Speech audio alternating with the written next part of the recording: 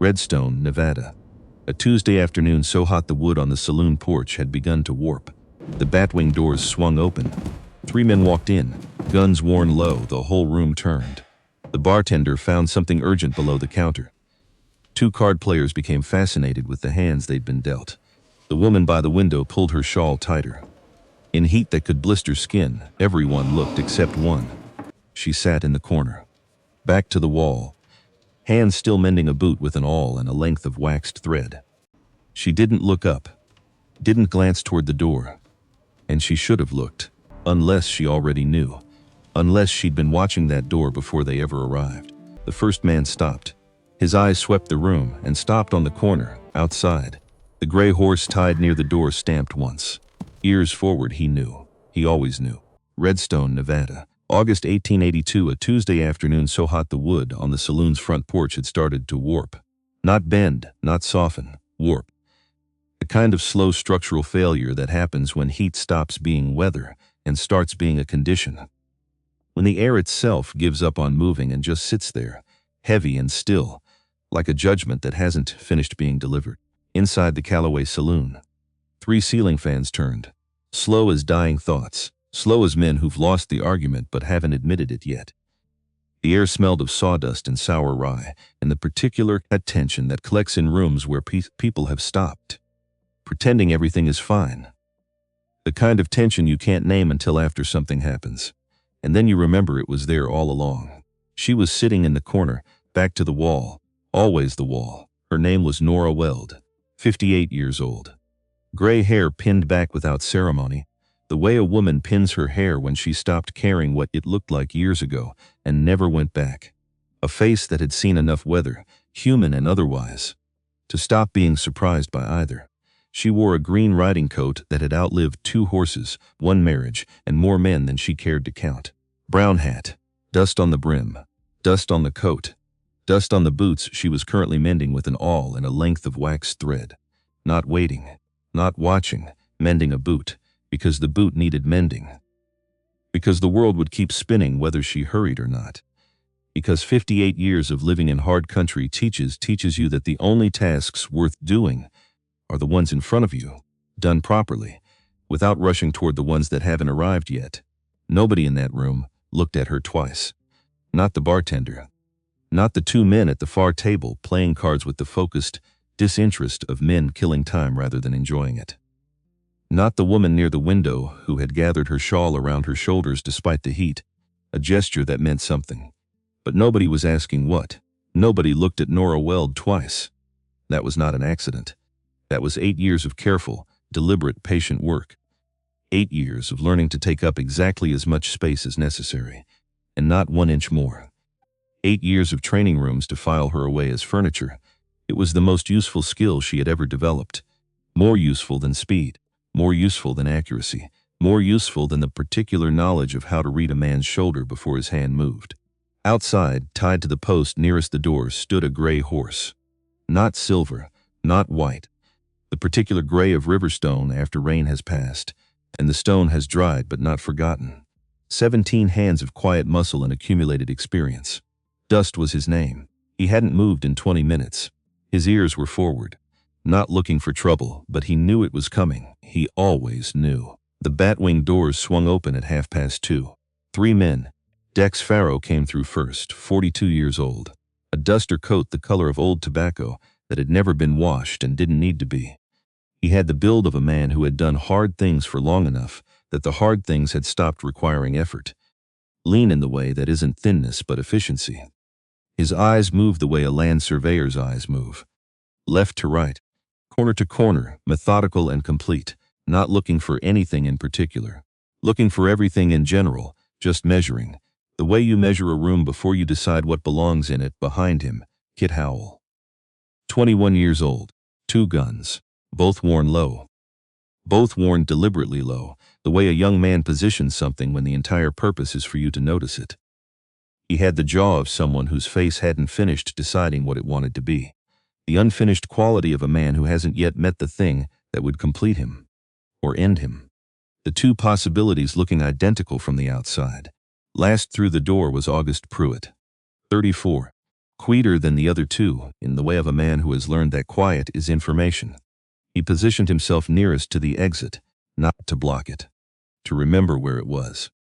The particular instinct of a man who has been in enough bad rooms to always locate the door before he needs it. Smart. Pharaoh scanned the room. The bartender found something urgent to investigate below the counter. The two card players became fascinated with their hands. In the particular way of men who have decided their hands are the most interesting thing in the world.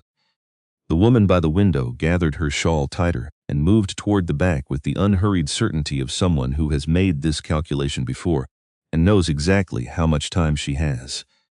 Pharaoh's eyes moved left to right, corner to corner, and stopped. Most people, when three armed men walk through a door, look at those three armed men. It is a reflex older than thought, the body cataloging threat before the mind has formed the question. Head turning, eyes finding. The involuntary assessment of how afraid to be. Nora Weld had not looked up from her boot. That was what caught him, not her face. Not the green coat or the gray hair or anything that could be put on a piece of paper and described as identifying. What caught Dex Pharaoh was the absence. The missing reaction that every other person in the room had performed automatically, without choice, without knowing they were doing it. She hadn't looked, which meant she already knew, which meant she'd been watching the door before they arrived. He crossed the floor slowly. Not performing slowness, actually slow. The pace of a man who has been doing this long enough to know that hurrying is how people make the mistakes that end careers, or end other things. He pulled out the chair across from her. He sat. Nora set down her awl, finished the stitch she was on first, because the stitch needed finishing, because her hands didn't shake. Then she looked up. Her eyes were gray. The same gray as dust. The same gray as Nevada sky in the 10 minutes before weather makes up its mind. Not cold, not warm. Attentive in the way of eyes that have learned to treat everything as information and nothing as personal. That seat taken? Pharaoh said. It wasn't a question, it is now, she said. A pause settled between them, not awkward. More like the space between one note and the next, in a piece of music where the silence is doing as much work as the sound. Kit Howell and August Pruitt had arranged themselves to either side, left and right, hands loose near holsters, blocking exits without appearing to. The practiced choreography of men who have done this enough times that the choreography has become automatic. Nora noticed, filed it away, resumed her work. I'm going to say a name, Pharaoh said, and you're going to tell me if I have the right woman. You can say whatever you like, Nora replied. People usually do. Nora Weld. She didn't flinch. Didn't pause. Finished another stitch. Depends on who's asking. Man named Garrison Vale. Out of Carson Flats. Pharaoh reached inside his coat, placed a folded paper on the table between them, didn't push it toward her. Left it in the center, the way you leave something when you want the other person to understand you already have what you came for. He's posted $2,000. Says he wants you found. Nora placed her boot on the table. Deliberate. Small sound of worn leather on worn wood. She looked at the paper. Didn't touch it. 2,000, she said. He must what the man said. He didn't say what he thought, Pharaoh said. He said what he'd pay. He watched her the way a chess player watches the board when the other side has made a move that wasn't expected. Those aren't the same thing? No, Nora agreed. They aren't. Kit Howell shifted his weight. 21 years old. Already impatient. Already itching with the particular hunger of a young man who measures his worth in other men's reputations and keeps finding his own wanting. He had not yet understood that this deficit could not be corrected by speed. Heard about you, he said. Nora did not look at him. Kit took that as an invitation, because young men always did. Heard you were in Tonopah in 78. Heard 3 men went looking for somebody and only one came back. Heard the one that came back didn't talk much after. He paused, for effect. The practiced pause of a 21-year-old who has rehearsed this. They tell me you're the fastest woman in Nevada. Nora looked up. She looked at Kit Howell with the expression a school teacher reserves for a student who has delivered a wrong answer with complete conviction. Not unkind, not cruel. Just tired of the performance, son, she said. One word. Delivered quietly. Landing with wait than it had any right to. Kit's jaw tightened. I've been doing this since before you were shaving, she said. She picked up her awl. turned the boot over, examined a seam with the attention of a woman doing one thing at a time. "And I'll tell you the only thing about it worth knowing," she looked at him. "Speed gets you killed. Timing keeps you alive, that's so," Kit said. "Not a question. A refusal. Every person who ever drew on me drew fast," she said. "Most of them drew first." She set the boot down. Flat. Final. None of them drew last. The room sat with that. Even Pharaoh went still. The stillness of a man recalculating something he thought he already had figured. There was no theater in it, no attempt to intimidate, no performance of danger. The words arrived the way a doctor delivers a diagnosis. Not with pleasure, not with cruelty. Just with the flat, factual weight of someone describing, this is what it is, this is what will happen. Make of that what you choose." Kit Howell made of it the thing he was always going to make of it. He heard a challenge. Because at 21, everything is a challenge. Everything is an opportunity to become the story. To be the name in the sentence that starts with "and nobody ever heard from him again." Except to be the one who delivered the ending, not received it. To be the answer to the question of who finally proved what speed could do when it met something that had gotten too comfortable with its own legend. He didn't think. That was the entire problem. Thought requires the genuine belief that you might be wrong. And Kit Howell, 21 years old, 2 guns, a reputation assembled from other people's fear and his own velocity. Kit Howell did not genuinely believe he could be wrong about anything that mattered. His right hand moved. Fast. Genuinely, honestly fast. The boy had speed. Give him that much. His hand moved with the kind of quickness that impresses people who haven't seen what quickness runs into when it meets something older and more patient. Nora Weld had not been watching his hands. She had been watching his right shoulder. The slight forward dip that preceded the draw, the weight shift. The breath taken and held. The body announcing its decision 3 seconds before the hand received the order. The body always announced it. Most people never learned to read the announcement. They were too busy watching hands. She had been reading that announcement since Kit Howell walked through the door one shot. Not fast the way Kit had been fast.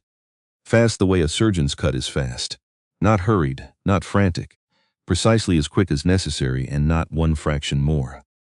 Her iron cleared leather while Kit's was still deciding, and the shot took him center left, which is the choice a trained hand makes when there is no room for anything less final.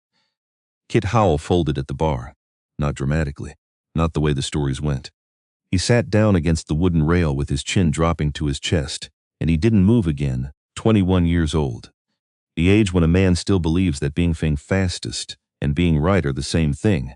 They are not the same thing. They have never been the same thing. Nora turned to face the room. Iron still in her hand. A thin thread of smoke from the barrel. She didn't raise it toward anyone. She held it the way you hold something you haven't finished kneading yet. She looked at August Pruitt. He had his weapon halfway out. Their eyes met. He stopped. The saloon went quiet the way saloons go quiet after a shot. Not silence exactly. The absence of everything unnecessary. Somewhere a glass was still resonating. Outside, dust stamped once on the hard ground, once only. The sound of a horse that had heard gunfire before and was telling his rider he was still there. Nora looked at August Pruitt for a moment. "You have a family?" she said. He blinked. "What family?" "Wife, children. Somebody waiting somewhere." His hand near the holster didn't know what to do with itself. It had been prepared for an entirely different kind of conversation. "A daughter," he said finally, smaller than he meant to say it. Back in Provo, Nora holstered her gun. "Go home to your daughter," she said. August Pruitt stood there for 3 seconds, the expression of a man who has just been handed something he doesn't know how to hold. Not relief alone. Not gratitude alone.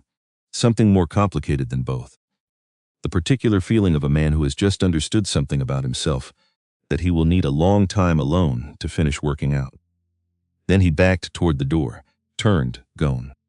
The batwing doors swung twice and then were still, which left Dex Pharaoh. He had not moved during any of it. Had remained exactly as placed, hands flat on the table, watching with the careful attention of a man who has decided not to be part of the story he is witnessing. He was good. The kind of good that was uncomfortable to acknowledge, because you did not want the man across from you to be that good. It made things complicated. Nora looked at Pharaoh. He looked at her. "You're not going to run," he said. Not a question. No, Vale has more men than me. I expect he does. You could be in California in 3 days. New name. New territory. His voice had the flat quality of a man reciting options he already knows the answers to. Man like Garrison Vale. He's got enough concerns. He'd probably let it go. Man like Garrison Vale. Nora said, doesn't let anything go. That's how he got to be a man like Garrison Vale. Pharaoh was quiet for a moment. You know him. Not surprise. Confirmation. The closing of a question he'd already halfway answered. I know what he did, she said. She picked up her boot again. The seam wasn't finished. Work left undone was work left undone. And he knows I know it. That's why I'm worth $2,000 to him. Pharaoh looked at his hands on the table. Then at the corner of the room where Kit Howell was still arranged against the bar rail, not moving, never going to move again. Then back at Nora. What did he do? Pharaoh said. And there it was, the question under the question. The real one. Not the professional inquiry of a man running a job. The personal one. The one that didn't belong in a professional conversation at all and had arrived anyway. Nora looked at him, not with suspicion, with assessment. The measuring of a woman who has learned that information is a currency with its own exchange rates, and you don't spend it before you understand the value. Why, she said slowly, would that matter to you? Pharaoh's hands came off the table, clasped together. The posture of a man preparing to say something he doesn't say easily or often. My brother died in Tonopah, he said, 1871. A man named Clement Pharaoh. He met her eyes and held them. Shot behind the freight office on a Tuesday in October. Nobody ever found out why. Nobody ever found out who. A pause. Small, precise. I've been looking off and on for 11 years. Nora went very still. Not the stillness before movement. The stillness of a body that has just absorbed something unexpected and hasn't yet decided what to do with it. I didn't know your brother, she said carefully. I know, Pharaoh said. His voice hadn't changed registers. Still the professional surface. Still the flat, controlled tone of a man who has kept himself carefully at the surface of things for a long time and has gotten very good at it. But the man who hired me to find you, Garrison Vale, his name keeps showing up in the same places my brother's death shows up. Never direct. Never provable, just adjacent, he looked at her. I want to know why. The saloon was quiet around them. Outside, dust stamped again, patient. Present, Nora looked at Dex Pharaoh for a long time. The kind of looking that checks the load-bearing elements of a thing. Tests whether it will hold the weight of what you're considering putting on it. Whether the person presenting themselves is the same as the person underneath. Then she reached into her coat. He didn't move. Good. She pulled out an envelope. Worn at the edges. The paper soft from years of handling. She placed it on the table between them. Didn't push it toward him. Left it in the center, the same way he'd left the wanted notice. Equidistant, I've been carrying that for 8 years, she said. What's in it is what I know. What I can prove. A pause. Or what I could prove. Before Vale arranged for his nephew to sit in the Federal Circuit judge's chair in Carson Flats, Pharaoh looked at the envelope. Didn't touch it yet. Why are you showing me this? I'm not showing you anything, Nora said. I'm leaving something on a table. What you do with it is your business. She picked up her boot, resumed her mending. Pharaoh reached out and picked up the envelope. He didn't open it there. Not in a saloon with a dead man at the bar rail and 2 empty chairs where his people used to be. He tucked it inside his coat and stood. Replaced the chair with the deliberate care of a man raised to leave places as he found them. He looked at her. The boy, he said, meaning Kit Howell. He drew first, she said, in front of at least 4 people, the ones too scared to leave. Give the undertaker my name if he needs it. Pharaoh nodded. The nod of a man accepting terms he didn't set but finds acceptable. He moved toward the door. At the threshold he stopped, didn't turn back, just stood with one hand on the batwing door, looking at the street beyond it. My brother, he said, Clement. He was 24 years old. Nora kept her eyes on her boot. Her hands kept moving, the awl going through the leather. The thread pulling taut. I heard about it, she said quietly. At this time, a long pause. Did Vale do it?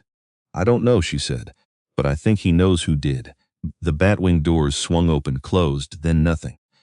Nora sat alone in the corner of the Callaway Saloon on a Tuesday afternoon in August 1882 and finished mending her boot. The bartender materialized from wherever bartenders go when death visits, pale, sweating, but functional, and poured her a glass of rye without being asked. She looked at her boot. The seam was clean. Even. The kind of work that holds. She reached for the glass and drank. Outside, through the warped saloon window, she could see Dust at the post. He had turned his head toward the glass, ears forward. Watching, she put 2 fingers to her temple. A salute he couldn't see, and she didn't need him to. He was still there. That was enough. She reached into her coat pocket, not the pocket with the gun, the other one. Produced a second envelope, thicker than the one she'd left on the table for Pharaoh, heavier with 8 years of collected weight. Documents, affidavits. A statement from a dying man in Elko who had seen something in 1869 and had spent 14 years trying to decide if the guilt of silence was preferable to the danger of speaking. He had finally decided it was not. The plan had been simple. Walk into Carson Flats. Find the federal circuit judge. Not the county man, the one whose appointment came from Washington and not from influence, and present the documents. Let the machinery of law do what the machinery of law was built to do, because that was what Thomas would have wanted, Thomas Weld. Her husband. 30 years on the bench in Elko County, the best man she had personally known. Dead on the floor of his office in 1869, with a bullet in him and his land documents missing from the desk he'd sat behind for 2 decades. She had wanted to do it his way. For 13 years, she had wanted to do it his way. And now the circuit judge in Carson Flats was Garrison Vale's nephew. Had been for 6 months, quietly appointed. The kind of appointment that doesn't make noise, because the people who arranged it understood that noise was the only thing that could stop it. She had been building toward the wrong door. For 8 years. The rye went down wrong, and right at the same time, she set the glass down, put on her hat, picked up her saddlebag from the floor beside her chair. Moved toward the door, paused at the threshold and turned back. "The boy," she said to the bartender. "He have family anywhere?" The bartender shook his head, rode in alone from Utah Territory. "That's all I knew of him." She reached into her coat, put $3 on the nearest table. "Enough for a burial and a marker and a little left over. See he gets put in the ground properly," she said, and walked out into the afternoon glare. Dust was exactly where she'd left him, head up, eyes on the street. The calm authority of a horse that has never panicked when it wasn't warranted and has developed strong opinions about when it is. She put her palm flat on his neck. He exhaled through his nose, dropped his head slightly. She untied the reins and mounted. To the north, somewhere between her and the mountains, Carson Flats was doing what it always did in the afternoon heat, moving money, making decisions, maintaining the comfortable fiction that the men who ran things had earned the right to run them. Garrison Vale had an office there, a house. Connections running sideways and upward and in every direction that mattered. She had an envelope of documents, a circuit judge related to the problem, and the particular patience of a woman who has waited 13 years and understands, at a cellular level, that one more day is not the same thing as giving up. It is just one more day. She turned Dust north. He found his pace, easy, ground covering. The stride of an animal that has stopped making the distinction between hurrying and moving, and has come to understand that the only thing that matters is the arriving. 15 miles to Carson Flats. One closed door, and somewhere behind it, another door she hadn't tried yet. There was always another door. Thomas had believed that. She intended to find out if he was right. 8 miles south of Carson Flats. The desert stopped pretending, no scrub. No shade, no courtesy, just flat hardpan running toward the mountains like a debt that had stopped accruing interest because the lender had given up on ever being paid. The kind of country that has no opinion about what you're carrying. Your grief or your documents or your 13 years of careful patience. The desert receives all of it with equal indifference and continues being the desert. Dust moved through it the way he moved through all hard country. Without drama, without complaint. The long, easy stride of an animal that has been traveling long enough to stop measuring miles and start measuring something else. Something that doesn't have a name in any language. She let him choose the pace. She always did, 3 hands of sun above the ridge when she made camp in a dry wash 4 miles south of town. Not because she was tired. Because arriving somewhere you don't know well enough, in the dark, at the end of a day that had already been eventful, That was how you made the last mistake of a long story. Thomas had told her that he'd been talking about cases at the time. The same principle applied. She built a fire, small, efficient, the fire of someone who needs heat and light and nothing ceremonial. Hardtack. Canned beans cold from the saddlebag. Coffee strong enough to keep a dead man honest. She ate without tasting. Drank without pleasure. A purely functional relationship with food that develops when the body is fuel and you are the engine, and there is distance left to cover. Dust stood unhaltered nearby. Free to go the way he was always free to go, he never did. She sat with what was left of the coffee and let her mind do what minds do when the body goes still. Revisit, circle back, pick at the seams to see what holds. Kit Howell, 21 years old, against the bar rail of the Callaway Saloon. That weight had already settled into its permanent place alongside the others. Necessary, final, not clean. He had drawn first. That was a fact. He had drawn first because he was 21 and believed that being fastest was the same as being right, and nobody in his life had arranged for him to discover otherwise, before it cost him everything. She hoped the $3 covered a marker with his name on it. August Pruitt. Somewhere north on the road to Provo. She was almost certain he was going. The man who figures out what he needs to figure out goes home. She had seen it before. The decision that looks like turning around but is actually the first time going in the right direction. She hoped the daughter was awake when he got there. She hoped the girl ran at him from across a room. Dex Farrow. Riding with an envelope tucked inside his coat, and 11 years of grief that had just been handed a new address. She thought about that the most, because Farrow was the variable she couldn't fully calculate. A professional man with a personal reason and a paid obligation and a piece of information that was currently rearranging everything inside him. He could go either direction. He could deliver what he knew to Vale and collect his money.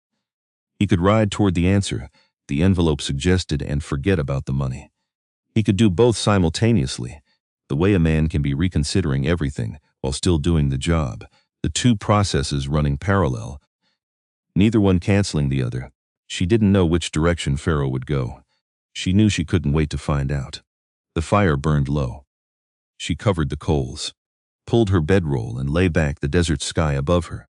Stars in the density that only appears when there's no competing light for 50 miles in any direction. The particular enormity of a sky that has been there longer than any human concern and will continue after every human concern has resolved itself one way or another.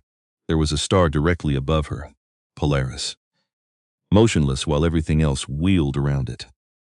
Thomas had pointed it out to her on the night they married, standing outside the church in Elko in December of 1858.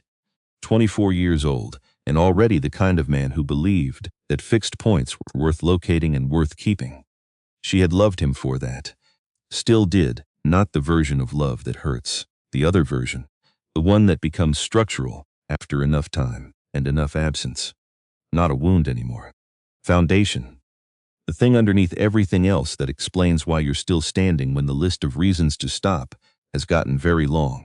She closed her eyes. Sleep came eventually, not the good kind, the functional kind, the kind that gets the body to morning. She woke at 4 a.m. from a dream she didn't remember and didn't need to. Desert sky. Still dark. Still enormous. Dust standing 10 feet away with his head turned toward her. "I know," she said to him. He exhaled through his nose. She made no fire, no coffee. Rolled the bedroll, loaded the saddlebag, put on her hat and mounted in the dark. One action. Then the next. The habit of 13 years of waking up in places that weren't home and continuing anyway. Not because it was easy. Because it was what you did. Dust moved north without prompting. He always knew north. The sky lightened by degrees. Gray first. Then the particular 10-minute pink that exists only at the leading edge of a Nevada sunrise. The color of something rare that hasn't decided yet how long it intends to stay. Then gold. Then the flat, uncompromising blue of a day that has made up its mind. Hot. Unrelenting. Fine. She had ridden in worse. She was 3 miles south of Carson Flats when she heard the horse, one horse, coming fast. From the north, angling across the hardpan toward her, in the way of a horse being pushed harder than the distance required. She didn't reach for her gun. She pulled Dust to a stop and waited, because real threats didn't always announce themselves the same way. Sometimes a threat was one rider moving at pace across empty country. The only way to know what kind of threat, or whether it was one at all, was to stop and let it arrive and see what it did. She waited. Dust's ears went forward. The rider came into focus. August Pruitt. Of course it was. She said nothing. He pulled up 6 feet away. His horse was blowing hard. He'd been riding since Redstone, it looked like. Since the moment she'd told him to go home to his daughter. And he'd apparently decided that going home to his daughter was going to require a detour through some things he hadn't finished yet. He looked at her. She looked at him. "You were supposed to go to Provo," she said. "I know, your daughter is in Provo, I know that too." Then, "The federal circuit judge in Carson Flats," he said. "The one you're taking your documents to." She went still. "His name is Clement Vale," August said. "Garrison Vale's nephew. Appointed in March." The appointment came from Washington, technically, but Washington was asked to make it by a senator from Nevada who owes Garrison Vale more than he'll ever be able to repay. The words landed the way confirmed suspicions always land. Not like news, like recognition. The specific weight of a thing you suspected being given its name. She didn't let it show. "I know," she said. August blinked. "You know, I found out in Redstone, before your group arrived to complicate my afternoon." "Then why?" "Because I was working through it," she said. "Not sharp, exact." The tone of a woman who has been working through things for 13 years and has become efficient at it. One closed door isn't the end of the options. It's the beginning of finding the next one. He looked at her for a moment. Reassessing. "There's more," he said. She waited. "Farrow contacted Vale last night. Sent a rider ahead of you." August's horse shifted. He let it settle. "Vale knows you're coming. He's added men to the house. 4 more than he had yesterday." She did the arithmetic. She had always planned to watch the house before entering it. That hadn't changed. What changed was the geometry. 4 additional men meant 4 additional positions, 4 additional gaps in the pattern, 4 additional seconds of recalculation required before the 40-second window in the rotation opened. Harder. "Not impossible," Farrow told him, she said. "Yes, I know why," she said. Before August could fill in his version, a man can be reconsidering everything he believes and still complete the job he was paid for. Those 2 processes run simultaneously. One doesn't stop the other. That's a generous interpretation. It's an accurate one. She turned Dust slightly north, studying the line of mountains above Carson Flats. "I've known men like Farrow. They're not complicated. They have a job and a grief, and they're trying to work out which one is going to determine the other. That takes time." A pause. "More time than we have this morning." August was quiet for a moment. Then, "So what do we do?" She looked at him. He had said "we" without deciding to. The word that arrives before the permission. "Why are you here?" she said. Not unkind. Direct. The question she hadn't asked first because she already knew the shape of the answer and wanted to hear him say it in his own words. August looked at the ground between their horses. Then at her. "I have a daughter," he said. "She's going to grow up in this territory. In whatever Nevada becomes when it decides what it is." He stopped. Started again. Quieter. "I don't want her growing up in a place where a man like Garrison Vale doesn't pay for what he does. Where a man can buy a judge and hire 3 people to bring in a woman who has proof of what he did. And it works, because nobody was willing to stand in the space between what's right and what's comfortable." He looked at her steadily. "My father made choices when I was young that I didn't understand for years. Then I got older and I understood them, and I was glad he'd made them." A pause. "I want her to be glad, the desert around them. Hot and patient and present." She thought about Thomas. About what Thomas would have said, about a man who turned around in the dark for a 7-year-old girl he was trying to be worth. He would have liked August Pruitt. She was almost certain of it. "You could be killed," she said. "Yes. Your daughter needs her father." Yes, he didn't look away. "And she needs to live in a country where this kind of thing gets answered for." Those 2 things are both true. They don't resolve cleanly. A pause. "I've made my peace with that." She looked at him for a long moment. The sun was full up now, hot on her left shoulder. The day had committed to scorching. 4 more men," she said finally. "Yes, professionals?" "Hired men. Vale keeps people on payroll. Not like Farrow." He paused. "Farrow won't be there." "I know," she said it before he could qualify it. "He's somewhere between the saloon and the answer the envelope pointed him toward." He's not going to complicate his direction by inserting himself between two people who have more reason than he does. August thought about that. What's the plan? He said. Same purpose. Different approach. She turned dust to face north again, the valley, the town. The house at the north end of Carson Flats, where a 60-year-old man was currently adding guards and waiting for news he wasn't going to like. I go in.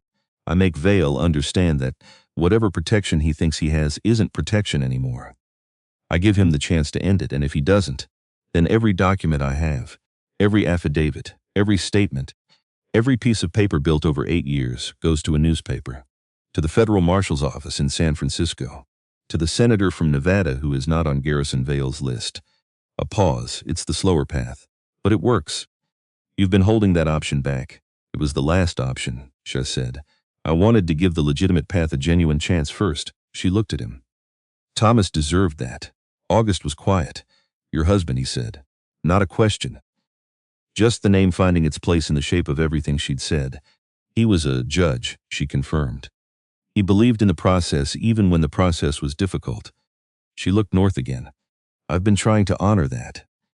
Even with a compromised appointment sitting in the federal chair, they rode north together, not fast.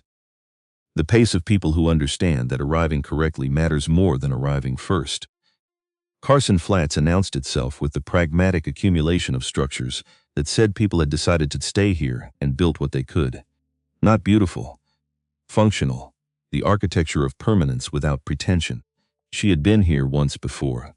1877. Keeping her head down. Riding past Garrison Vale's house without stopping because the documents weren't ready, and the dying man in Elko hadn't died yet, and you don't bring something to a fight before it's ready. She had told herself, not yet. She had been right about that and wrong about what was waiting at the destination. They stopped at the south edge of town. We split here, Nora said. August looked at her. I go in. You stay out. She faced him directly. Not a request. Not quite an order. The calm statement of someone who has thought further into this situation than the conversation has yet traveled. If I'm not back by nightfall, you take everything you know and ride to the telegraph office in Elko. Wire the name Garrison Vale to the federal marshal in San Francisco. Tell them a woman came to Carson Flats with documents and didn't come back out. That's your contingency. That's always been my contingency. She met his eyes. Plan A is I walk back out. He almost smiled.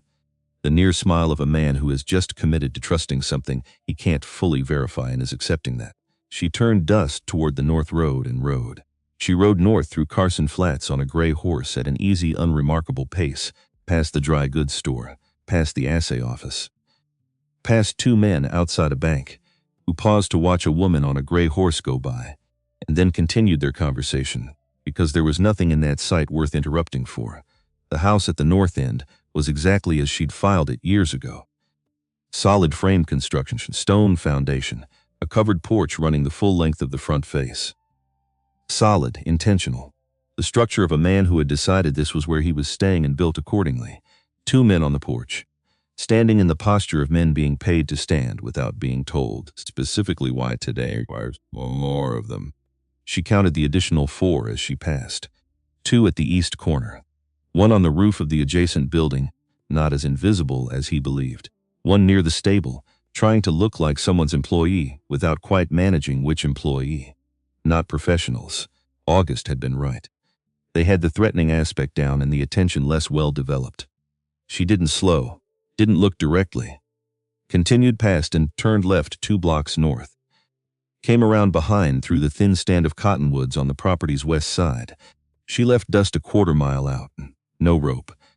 Far enough from the road that a horse's instinct to remain would serve better than any knot. Then she moved on foot. Shadow to shadow. 30 years of hard country had given her a body that knew how to be quiet, not trained.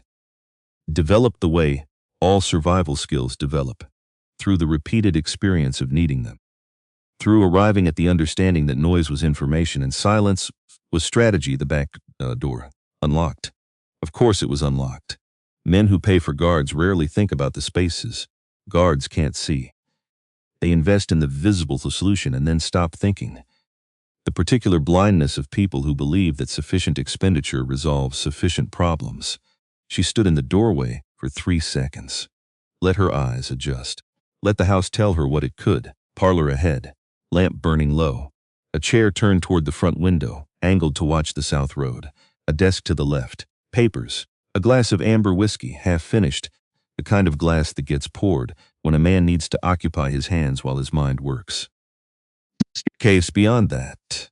She crossed to the parlor, sat in the chair that faced the front window, and waited. Because that was the thing that none of them, not Kit Howell with 2 guns, not the 8 men on the perimeter, not even Dex Farrow with 15 years of professional competence and 11 years of grief. None of them had properly accounted for. Nora Weld was willing to be inconvenient longer than they expected. She had been inconvenient for 13 years. 10 more minutes was nothing. She heard him on the stairs at 9:15, not cautious, not guarded. The ordinary footsteps of a man descending to his own parlor at the end of an evening, expecting to find it as he left it. He came around the corner, stopped. Garrison Vale was 60 years old, broad across the shoulders in the way of men who did hard physical work in their youth and never entirely let the body forget it. Gray at the temples. A face built for authority, not handsome but structured, composed. The kind of face that had spent 3 decades expecting rooms to rearrange themselves upon entry. He looked at her. He looked at the chair. He looked at the door. He looked at her. She watched him run the calculation. Distance to the hallway, distance to the desk, distance to wherever he kept the thing he would reach for, if reaching were viable. She watched him understand that all of those distances were wrong. "Mr. Vale," she said. His voice, when it came, was steadier than most men's would have been. "The guards," he said. "Are fine," she said. "I left them at their posts." A pause. "This isn't their problem." He looked at the doorway behind him, then at her, the calculation still running. The slow adjustment of a patient man discovering that someone had been more patient. "Mrs. Weld," he said. "Nora," she said. "We're past the courtesy." He stood very still. "You've come a long way," he said. 13 years, she agreed. Relatively speaking, the ride from Redstone was nothing. Something moved across his face. Not quite appreciation. Not quite respect. The flicker of a man who recognizes, against his own interests, a well-constructed argument. He moved to the chair across from her, deliberate, unhurried, and sat. Which was interesting because he could have called for the men on the porch. Could have tried the desk. Could have done any number of things available to a 60-year-old man with resources and influence. And 8 hired men on his property on a Tuesday evening. He sat down, which meant he had something to say, which meant this conversation was not going to be the conversation she had prepared for. She put her hands flat on her knees and looked at him. "You want something," he said. The flat acknowledgement of a man who has conducted enough negotiations to know that people who go to significant trouble to arrive somewhere always want something. "I want the truth," she said. He almost smiled, the near expression of a man who has heard that sentence many times across a long career and has developed opinions about it. "Short sentence," he said. "Long ambition, I have time." He was quiet for a moment. Then he reached inside his coat. She didn't move. He produced an envelope, white, sealed with wax that had been pressed with a ring or a seal. The prepared gesture of a man who has been waiting for this specific conversation long enough to have made arrangements for it in advance. "I expected you in 1877, he said. He placed the envelope on the table between them. She looked at it. "Didn't reach for it. I wasn't ready," she said. "You were ready." He looked at his own hands, folded on the table. "You were in Carson Flats. I had someone watching the South Road. You rode past. The documents weren't complete." The documents, he said it without mockery, with something closer to respect which was its own kind of uncomfortable. Thomas's wife, spending 8 years building a legal case. He looked at her. He would have. "Don't," she said. Flat, final. He stopped. Good. There were things she would discuss in this room tonight. There were things she would not. Garrison Vale, speaking about Thomas in any register that resembled familiarity, was in the second category. She needed him to understand that quickly and completely. He nodded once, accepting the limit. "Open it," he said. She picked up the envelope, broke the wax, unfolded the paper inside. The lamp burned beside her. The house sat quiet. She read. Then read it again. Then put the paper on the table between them and looked at Garrison Vale with an expression she could feel on her face and couldn't entirely prevent. because it was not what she expected. Not a confession. Not a justification. Not the elaborate self-exoneration of a man buying his way out of a reckoning. It was a land document, Thomas Weld's signature. February 1869. 4 months before he died, a sale. The Weld land in Elko County. Transferred to Garrison Vale. Signed. Witnessed. Notarized by a man whose notary stamp she recognized, which was impossible, because Thomas had never sold that land. She had been there. She had sat at the kitchen table and listened to him fight for that land through 3 separate legal challenges over 7 years. She had made the coffee and heard him work the arguments out loud, the way he always worked arguments. Pacing, talking to himself, stopping to write things down. He had never sold it, which meant the signature was false, which meant or the thought arrived sideways, without invitation, into the space between what she was certain of and what she could prove, expanding before she could stop it. Or she didn't know everything she thought she knew about Thomas Weld. "It's real," Vale said, quietly, the voice of a man not trying to win something. "I know how it looks. I know what you're thinking. I had 3 separate document examiners look at it over the years. Not men I paid for a particular result. Men I paid for the truth." She looked at the document again, Thomas's handwriting. She had been reading that handwriting for 24 years. She knew the particular weight of the pen on his downstrokes, the small loop he made without thinking at the base of the D in Weld, the way he crossed his T with a slight leftward lean. All of it there, all of it exactly right. She put the document down, breathed. "That doesn't change what happened to him," she said. "No," Vale said. "It doesn't. He's still dead, yes. And I still benefited from his death." He said it before she could. Not rushing, stating. The flat admission of a man who has spent 30 years knowing this sentence existed and understanding there was no path around it. The land transferred because the sale was already documented.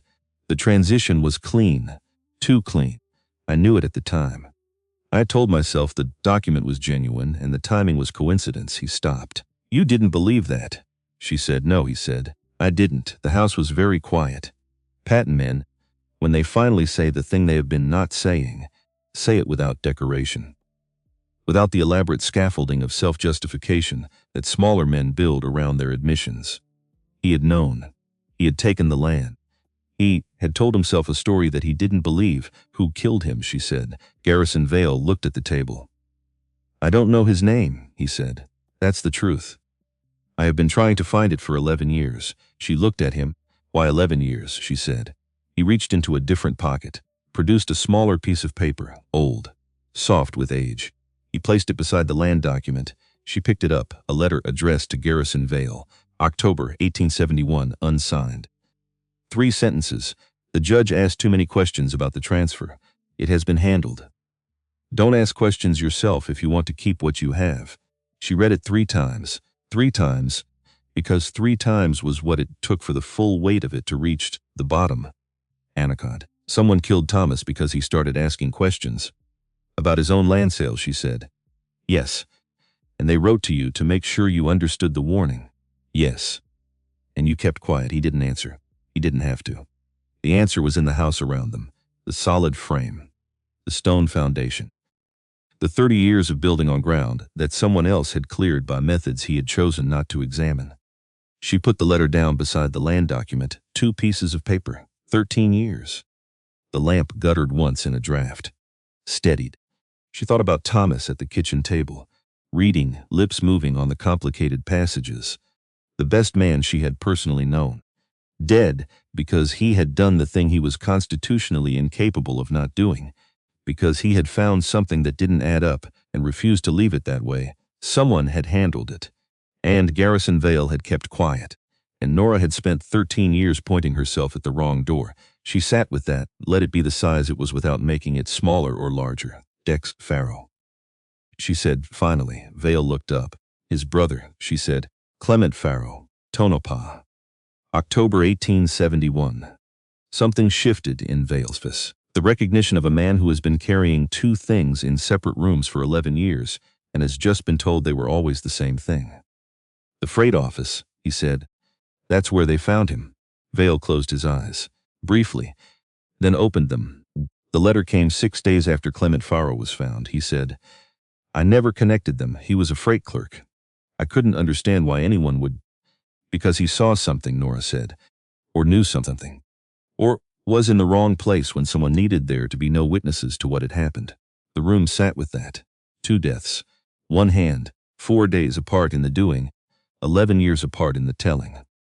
And somewhere between Redstone and Carson Flats, Dex Farrow was riding with an envelope. And 11 years of grief and a slowly turning understanding that the man who had hired him might be adjacent to the answer he'd been looking for. Then she heard the front door. Not a knock. Not an announced entry.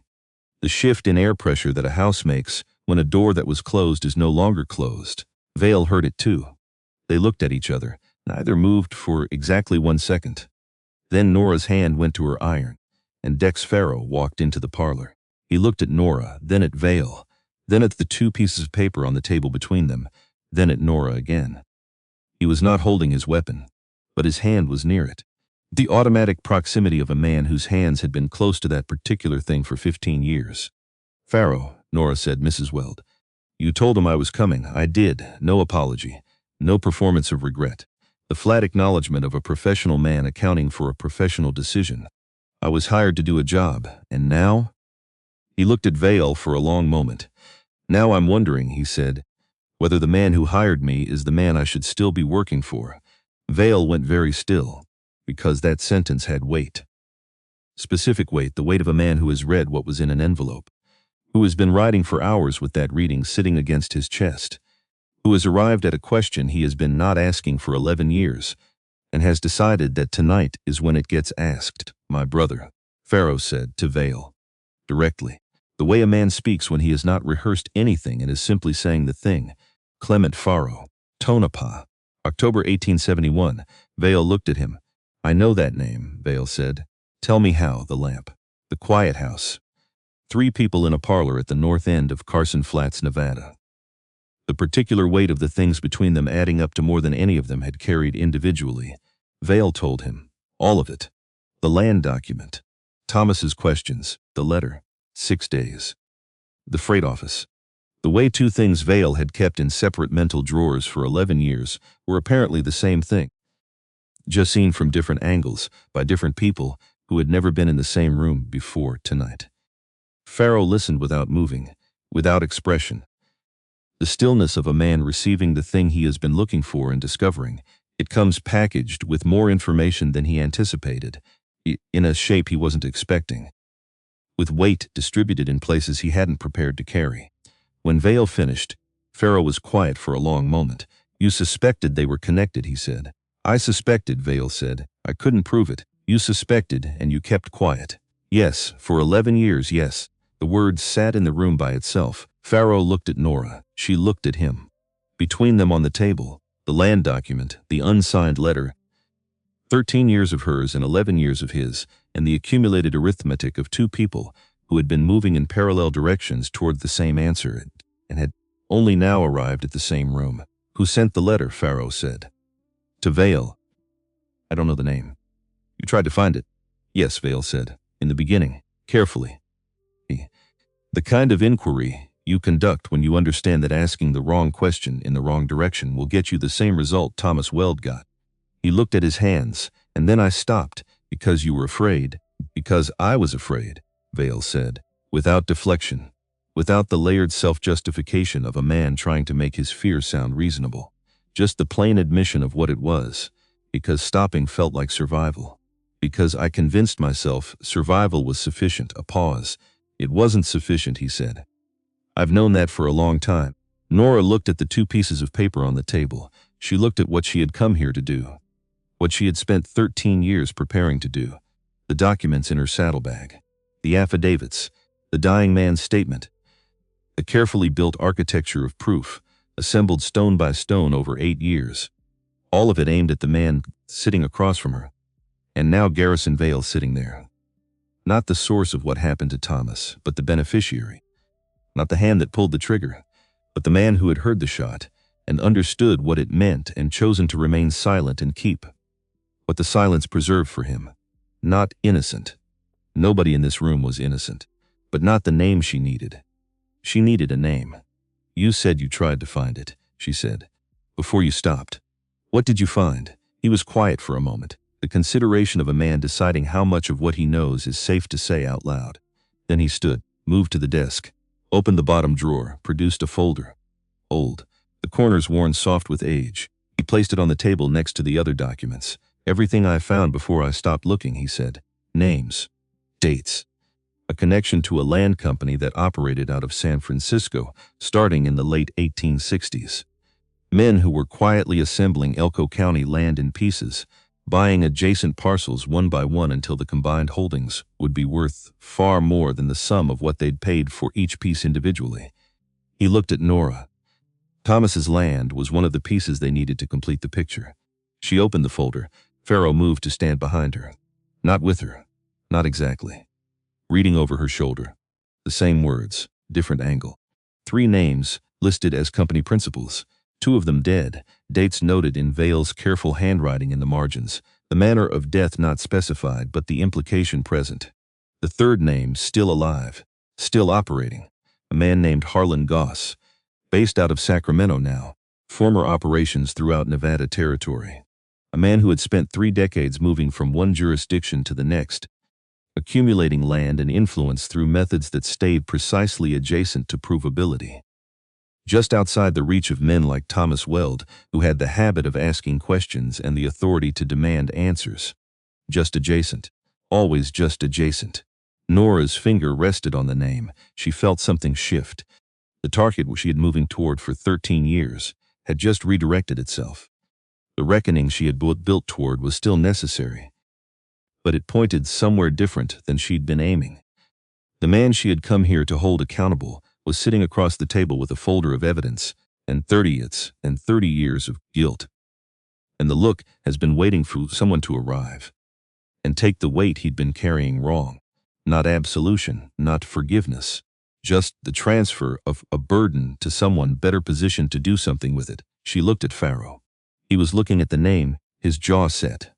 The particular set of a jaw holding something the rest of the face isn't ready to show. Harlan Goss. He said, "You know him," she said. "I know the name. Sacramento, land acquisition. He's operated in Nevada before." He straightened. "I know a federal marshal in San Francisco. Used to work this territory. Good man. The specific kind of good that doesn't get bought. You're certain." "I'm certain of the things I need to be certain of," he said. "That's one of them." She looked at Vale. "The folder," she said. "It's yours," he said. "It's been yours for a long time. I just didn't know the right way to get it there." She took it, added it to what she already had.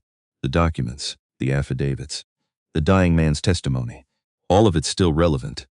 Because Vale had still kept quiet, had still benefited, had still let Thomas's death fold into the silence and stay there, undisturbed for 13 years.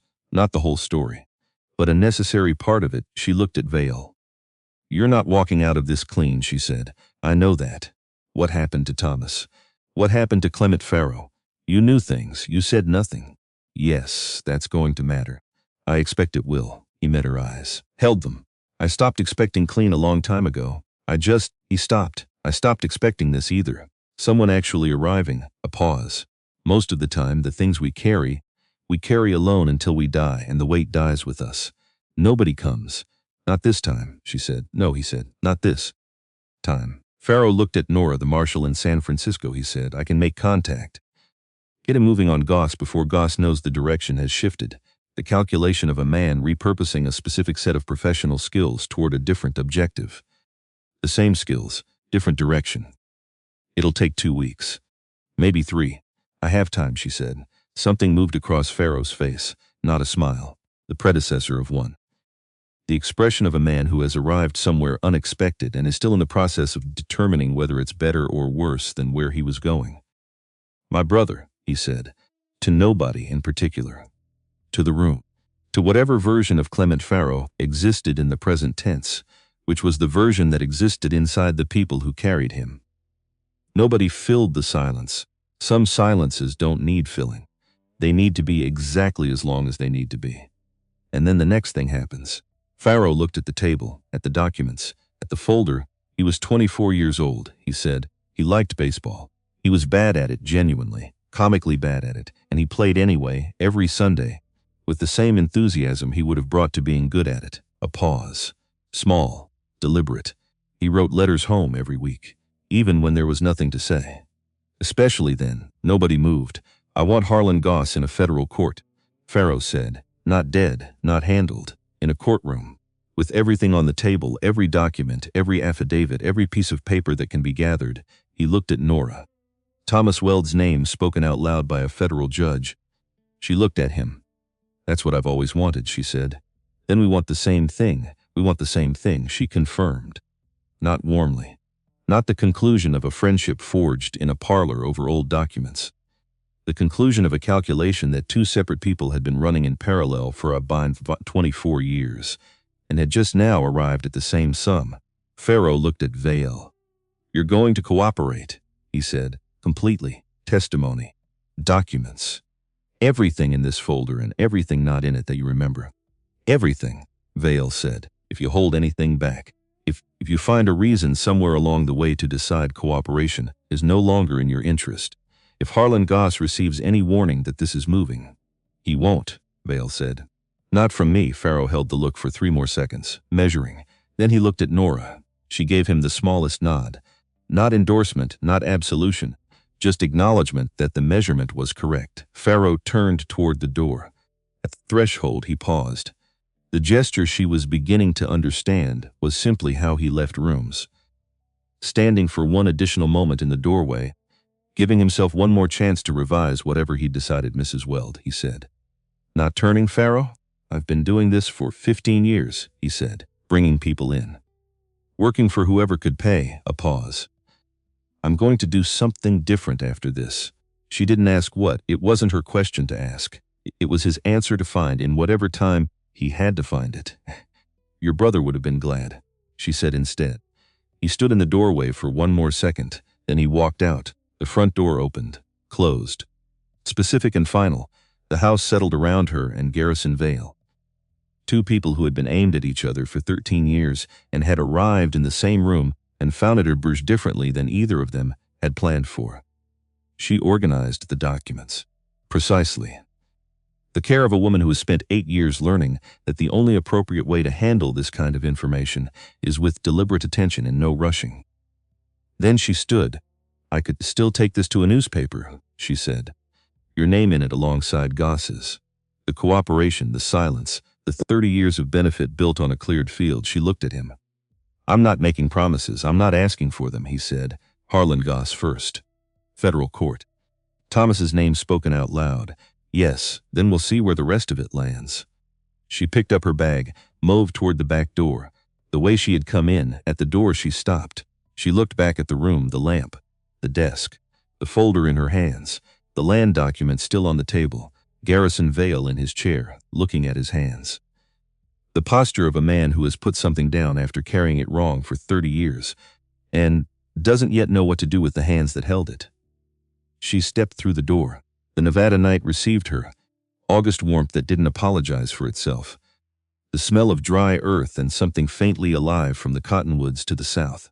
The quiet of a place far enough from light and noise to be itself without interference. She walked south through the thin tree line, and Dust was there, exactly where she'd left him. Head up, ears forward. The calm authority of a horse that had been standing in the dark for 2 hours and had opinions about it that did not include alarm, because she would come back and she had come back, and that was the entirety of the relevant information. She put her hand flat on his neck. He exhaled that specific exhale. The breath of an animal that has been waiting and has received confirmation that the waiting is over. Not relief exactly. Dust didn't do relief, as far as she could tell. Just the adjustment from one state to the next. From waiting to done waiting. The smallest possible transition. She stood there for a moment, hand on his neck. Folder under her other arm. The desert in every direction around her doing what the desert did. Being vast and present, all of it simultaneously, and without any of it interfering with the rest. She thought about Thomas. Not the version of Thomas she thought about most often. Not the grief version. Not the anger version. The other one. The one she got to sometimes, in the quiet moments, when the weight was carried right. The Thomas who had pointed out Polaris on their wedding night in December of 1858 and said, without ceremony, that he thought fixed points were worth finding. The Thomas whose lips moved on the complicated passages. The Thomas who had believed that the law existed to give people the moment of being asked to account, and that when the law failed, the correct response was not to abandon the principle, but to find another way to make it real. Another door. He had been right about that. The door she had spent 8 years building toward had been closed, and another door had opened. Not the one she expected, not in the direction she expected, revealing something more complicated than she had prepared herself for Thomas Weld's signature on a land sale she had been certain never happened. She held that. She didn't know what to do with it yet. Maybe the document was genuine. Maybe Toss had signed it for reasons she hadn't known, for pressures she hadn't been aware of, for calculations he had made, and chosen not to share with her. Married 24 years and still, people kept things. Even the people you knew best kept the things that seemed, in the moment, too difficult to explain. Maybe the document was forged by someone skilled enough to fool 3 examiners. She didn't know. She might never know. And that was the thing about truth, the thing Thomas had understood from 30 years on the bench. Truth was not always available in its complete form. Sometimes you got the partial version, the version with gaps in it, the version where 2 equally possible explanations existed, and the evidence didn't clearly favor either. What you did with the partial version was still your choice. What you did next was still your choice. She mounted dust. He moved south without being asked, always knew south, always knew the direction that was away from the thing that had been resolved, toward whatever came next. She let him choose the pace. She always did. 2 weeks. Maybe 3 Pharaoh and his federal marshal in San Francisco. Harlan Goss in Sacramento, still doing what he had been doing for 30 years, assembling parcels, moving money, operating in the precise space between what was legal and what was right. Confident that the space was permanent and that nobody would ever look at it directly. They were going to look at it directly. The documents in her saddlebag, the folder from Vale's desk, the affidavits, the dying man's statement, the unsigned letter dated October 1871 that connected 2 deaths and 1 land company and 3 decades of patient maneuvering in the margins of justice. Thomas Weld's name in a courtroom. She held it the way you hold something that has been a long time coming. Not gripping it, just letting it be present, letting it be real, letting it be the thing it was instead of the thing she had imagined it would feel like. It didn't feel like relief. She had expected relief. What it felt like was the crest of a long hill, the moment when the angle of the ground changes and you can see for the first time what the other side looks like. Not easy, not finished, different. The particular quality of a view available only to people who kept walking when walking was difficult. August Pruitt was on the road to Provo. She was almost certain of that. Had been almost certain since the second time he rode away. There were men who's turned around once and kept turning around, and there were men who figured out what needed figuring out and then pointed themselves at home. August was the second kind. She could tell the difference. She hoped the daughter was awake. She hoped the girl heard his horse on the road before he reached the door. She hoped she ran. Kit Howell was against the rail of the Callaway Saloon, with $3 set aside for his marker, 21 years old. She didn't know what he'd been carrying, what weight inherited from which source, in what shape. She only knew that the carrying had bent him toward the kind of hunger that ends one way. She had not been able to put that weight down for him. She had not been able to do anything for him except the thing she'd done, which was the only thing available in the time she had. She let that be the size it was. The dry wash opened ahead of her. She turned dust in. He found the flat ground. She made a small fire, sat beside it and let the night be what it was. The desert, the stars. The quiet available only to people who stop making noise long enough to receive it. She thought about the sentence Vale had said. Most of the time, the things we carry alone until we die, and the weight dies with us. She had been carrying Thomas for 13 years. She had been carrying the land documents and the affidavits and the dying man's statement and the particular conviction that if she was patient enough and thorough enough, the right door would eventually open. And tonight the door had opened. Not the door she'd built toward another one, that was Thomas actually. That was exactly the kind of thing Thomas would have done. Building something carefully, for years, that turned out to serve a different purpose than the one it was designed for, but served it better. The accidental rightness of thorough preparation. She almost said something out loud to him, stopped herself. Didn't need to. He already knew. She covered the fire, pulled her bedroll. Lay back, the sky above her. Polaris in the north where it always was. The fixed point.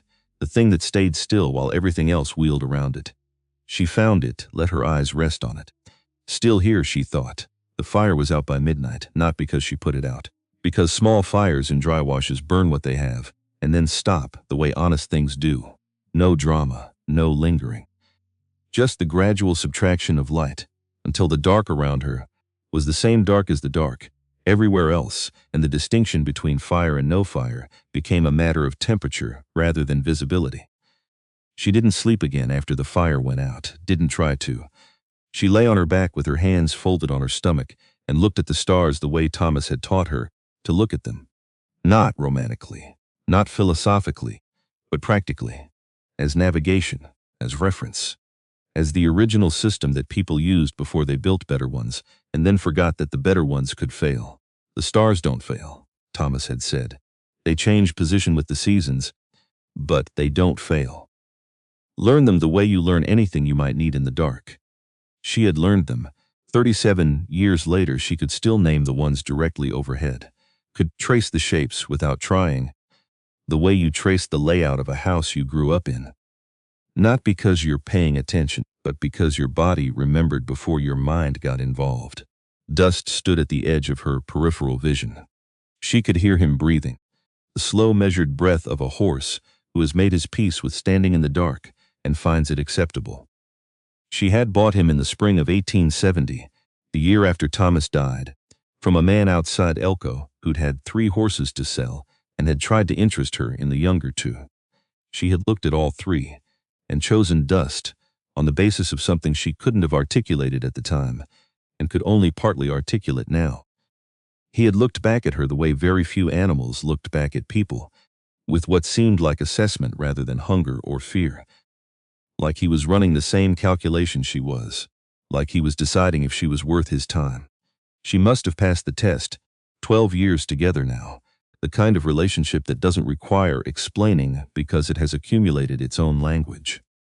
Weight shifts in the saddle, the angle of an ear, the particular quality of stillness that meant caution versus the different quality that meant rest. She understood him the way you understand something you've spent 12 years paying attention to. Not perfectly, not completely, but well enough that the gaps didn't matter. She thought about Garrison Vale's folder, specifically about Harlan Goss. She had known the name before tonight, peripherally. The way you know the names of men who operate in adjacent spaces. You hear them referenced, you file them away. You don't investigate unless you have a reason. She hadn't had a reason until tonight. Now she had a complete set of reasons and the documentation to support them. Harlan Goss had been operating since the early 1860s. The folder laid it out clearly. Vale's handwriting was precise. The notes of a man who had spent 11 years conducting careful inquiry that he never intended to do anything with, which gave the inquiry a particular quality of thoroughness. When you're not building toward a confrontation, when you're just trying to understand what you're standing in the middle of, you notice different things. You ask different questions. Vale had asked good questions. He had just stopped short of the last one. The land company had 3 principals, 2 dead. Goss was the survivor, which was either coincidence or pattern, and in Nora's experience, the difference between coincidence and pattern was the number of times it happened. 2 times was pattern. Goss had moved from Nevada to Sacramento in 1874. The same year Nora had put down her gun and started building the legal case. She didn't know if that was connected. She didn't know if Goss had any idea she existed or what she was doing. Probably not. She had been careful, the kind of careful that involved changing her name in 4 towns over 8 years and keeping the envelope close and her head down and her horse ready. But possibly Goss had heard something. Possibly one of the threads she'd been pulling had been noticed from the other end, the federal marshal in San Francisco. She ran through what she knew about the office there. It had changed hands twice in the last decade. The current marshal, a man named Aldercott, from correspondence Pharaoh had referenced, had a reputation she was aware of but hadn't personally tested. Pharaoh trusted him. Pharaoh had said the kind who doesn't get bought with the specific confidence of a man who had personally verified the claim. She would trust Pharaoh's read on Aldercott, for now. Trust being a word she used carefully, and revised readily when the evidence suggested revision. The stars moved or appeared to move, which was the same thing from where she was lying. She thought about the land document. Thomas's signature on the sale, she had been certain never happened. She had been turning it over since Vale placed it on the table, examining it from different angles the way you examine anything that doesn't fit the shape of what you already know. The document was either genuine or an expert word forgery. Vale believed it was genuine. The 3 examiners he'd paid, for the truth rather than a specific answer he'd said, had agreed it was genuine. If it was genuine, if Thomas had actually signed it, then Thomas had sold the land 4 months before he died, without telling her, for reasons she didn't know, and then had started asking questions about the sale. And someone had handled it, which meant Thomas had signed something and then changed his mind about what he'd signed. Had started pulling a thread he'd agreed to leave alone. Had done the thing he was constitutionally incapable of not doing when something didn't add up. Had started asking questions and had paid for it. That was a Thomas she recognized. That was completely a Thomas she recognized. Not the secret, the response to it. The inability to leave something wrong sitting there being wrong. The compulsion to make things add up, to find the unresolved element and resolve it, to keep asking until the picture was complete. He had signed something, regretted it, started asking questions, and someone had handled it. She held that version, tested it, it held weight, it didn't exonerate Vale. Vale had known. Vale had kept quiet and kept the land, and built 30 years on top of that foundation. But it made the shape of what happened different, more complicated, less clean than the version she had been carrying. She had been carrying the version where Thomas was entirely innocent, and Vale was entirely culpable, and the truth was simple and the injustice was clear. That version was probably wrong in at least one significant aspect. The truth was almost certainly more complicated. And that was something Thomas would have understood. He had sat on the bench for 30 years and listened to 30 years of cases where the simple version was wrong in at least one significant aspect, and the complicated version was the only thing that was actually true. He had made his decisions based on the complicated version, the one with the gaps and the contradictions and the two explanations that both held water, until you found the specific fact that favored one over the other. He would have understood that she might never find that specific fact about the land document. He would have understood that you proceed anyway, with what you have, toward what you can establish, without requiring the picture to be complete before you act on the parts you can see clearly. What she could see clearly was Harlan Goss, the land company, the 2 dead principals, the fraudulent signature. Fraudulent or genuine, either way, someone had arranged for Thomas to start asking questions and then arranged for Thomas to stop. Clement Pharaoh, 24 years old, good at letters and bad at baseball, dead behind a freight office 4 days after Thomas, and for the same reason. She could see that clearly. She intended to act on it. The sky to the east began to change, not dramatically, more like a decision being made incrementally, the dark blue lightening by degrees so gradual that any given moment looked identical to the one before it, and yet the accumulation of those moments was undeniable. Dawn arriving the way patient things arrived, without announcing itself, without rushing. She sat up, her back ached in the specific place it had been aching for 6 years, the consequence of a fall from a different horse in a different dry wash in 1876, the kind of injury that heals incompletely and then lives with you as a permanent reminder that you are not, in fact, made of the same material as the country you ride through. She rolled the bedroll, packed the saddlebag, put on her hat. Dust turned his head toward her at the sound of movement, ears forward. Watching, I know, she said. His ears moved once and settled. She checked the saddlebag methodically. The documents, the folder from Vale's desk, the envelope with the affidavits and the dying man's statement, the smaller envelope with the travel money and the list of names. Lawyers in San Francisco she'd identified over the years. A journalist in Carson City she'd researched. The senator's office address in Washington. The gun. The extra cartridges. The tin of hardtack that was mostly powder by now, but still technically food, everything in its place. She saddled Dust with the economy of someone who has performed this particular sequence of actions several thousand times and has eliminated every unnecessary motion. Not fast, efficient. There was a difference, and the difference mattered more at 58 than it had at 30. She mounted, sat still for a moment the way she always did, taking stock. Not of what she had, she knew what she had, of where she was. The dry wash, the fading stars, the road to the east that would eventually connect to the road to San Francisco, or the road to Sacramento, depending on which decision came first. The decision came to her, the way decisions came after a long enough night, not as a conclusion of deliberate reasoning, but as a recognition of something already decided. She had been going to San Francisco before tonight. The destination hadn't changed. What had changed was what she was bringing and what she was asking for.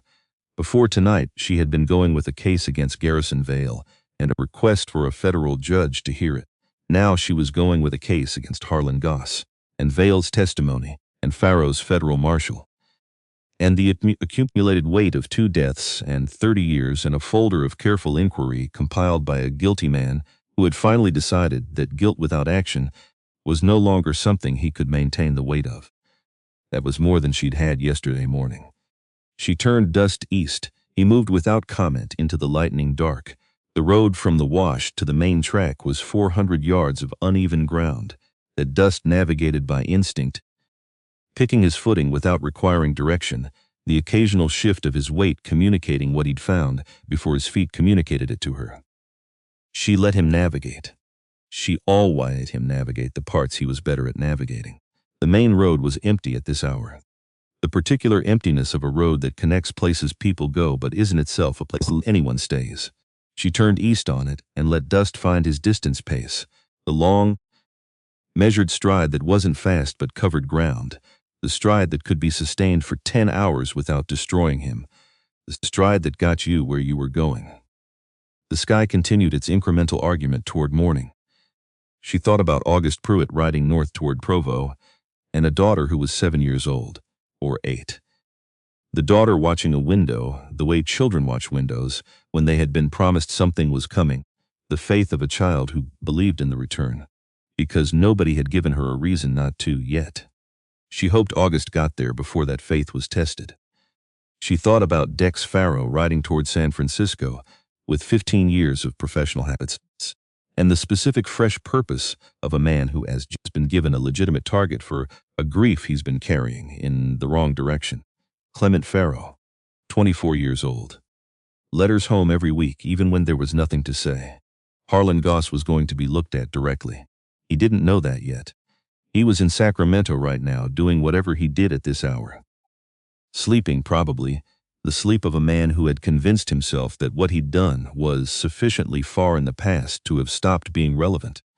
The particular sleep of men who had arranged for there to be no witnesses and had concluded from the absence of consequence that consequence was no longer possible. They were always wrong about that. Consequence had a different relationship with time than most people understood. It didn't move in straight lines. It didn't arrive on schedule. It accumulated in the places it had been stored, and then arrived all at once, in a form and at a moment that the person waiting for it had usually stopped watching for by then. The road ran east, Dust ran with it. The sun broke the horizon, not gradually, but in the sudden definitive way of a thing that has been building toward a threshold and crosses it. One moment the sky was the color of approaching light. The next moment the sun was there, full and immediate, the Nevada summer sun that didn't apologize and didn't wait. She pulled her hat brim down, rode into it anyway. 58 years old, 13 years of this particular road. One folder, one set of affidavits, one dying man's statement, and the names of 3 men who could move the machinery that Thomas had believed in and served and died for. She was going to put the names and the documents in front of the machinery. And then she was going to wait. Because that was what she did. Because patience was not, as the young believed, the absence of urgency. Patience was urgency that had learned to carry itself quietly, over distances that required more than a sprint, toward destinations that required more than arrival. Thomas had known that. She had learned it from watching him. Dust moved beneath her, steady. East, the desert opened around her the way Nevada opened at sunrise. Generously, as if the scale of it was the only honest way to be. She gave him the long rein. He took it, and they rode east together into the morning that had been coming all night, the way mornings did, without fanfare, without permission, arriving because that was what they did and had always done, and would continue to do, long after every concern currently being carried beneath them had reached its resolution, one way or another. She intended it to be the right way, for Thomas, for Clement Farrow. 24 years old and bad at baseball, for the daughter in Provo who deserved to grow up in a country where this kind of thing got answered for the principle that Thomas had served 30 years and that she had been serving in her own way for 13. The West does not forgive slow women. She had known that for 30 years. What she understood now, what had taken 13 years and a dead husband and a dead boy and a dry wash and 2 pieces of paper she hadn't expected, and a man in a parlor who had been carrying the wrong weight in the wrong direction for 3 decades, was that the West also did not forgive the men who bet on a patient woman getting tired. She had not gotten tired. She was not going to. There was a courtroom somewhere east of this dry wash, with an empty seat that had been waiting for 13 years. She was going to fill it. The stars turned overhead. Dust breathed in the dark Pensteady, still there, and so was she. The road ran east. She ran with it.